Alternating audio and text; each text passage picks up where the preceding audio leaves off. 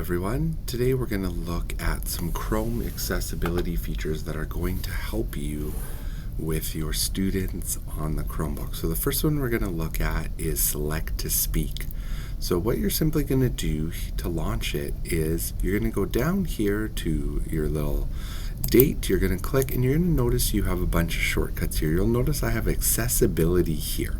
So when I click on it, I have all of my different accessibility features, and all we simply need to do is click select to speak and just toggle it on.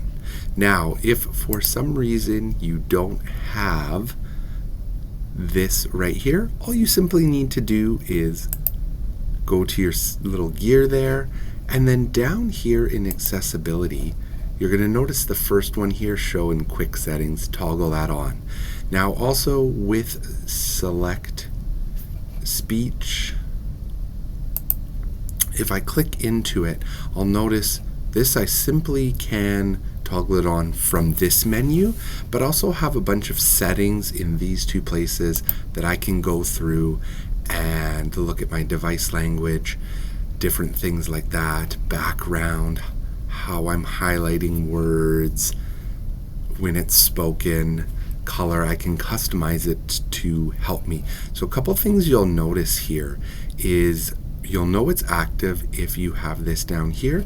Now if I simply click on any word, then it'll speak it to me. So if I toggle this on and I go here to click the word automatically, notice how this pops up. Automatically change language.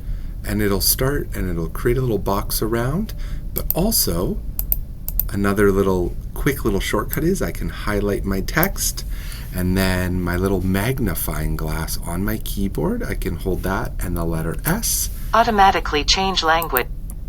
And that will also bring up, I can also change my speed, I can pause, things like that. So that's just a quick little overview of your language settings.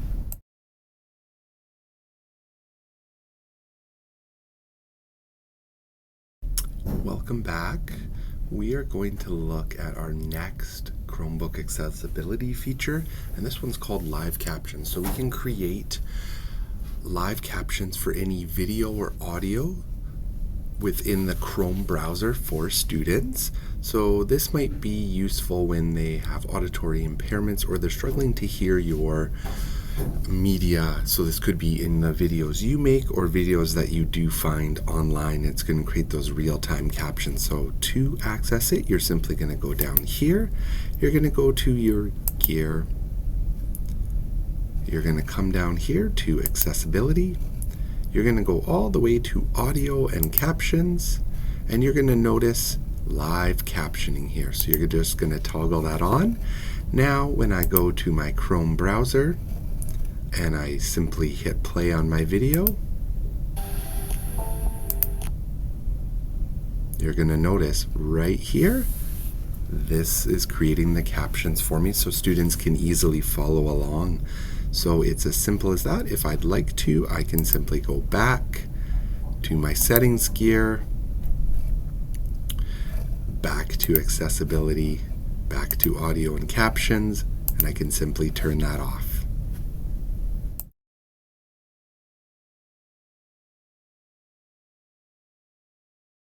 Hello everyone, and welcome back. We're going to look at our next accessibility feature on Chromebooks. This one is dictation.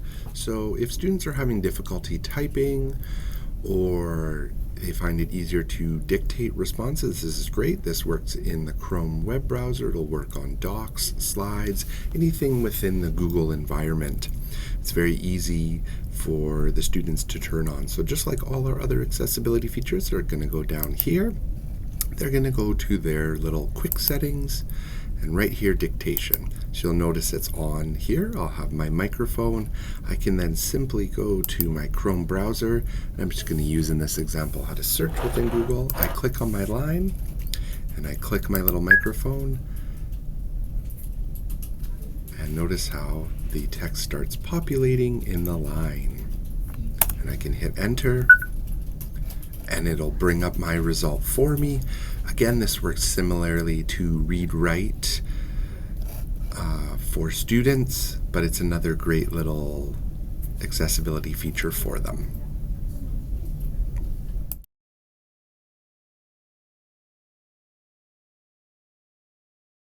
Hello and welcome back. We're going to look at our next awesome Chromebook accessibility feature. This is called color inversion. So what color inversion is if a student is having difficulty with visual impairments or sensitivity, then this tool is going to help them to view their screen a little bit better, or if you're in low light situations, it's going to change the contrast level so that way you're going to be able to focus on the content that is there, and it's going to reduce the strain on the eyes. So again, to go there, you're going to go simply here, you're going to go to your accessibility, and right here, color inversion, you're just going to toggle it on. And notice how it changes that color inversion in order to reduce that eye strain. Again, I can go into my Chrome, and it's going to help me just to visualize things a little bit better. Again, I can toggle it that way. I can also do my little search symbol, my little magnifying glass, Control, and the letter H, and it turns it off. Or if I do the same thing, magnifying glass, Control H, it'll ask me if I do want to turn it on. So rather than going into those settings, that is another option for you.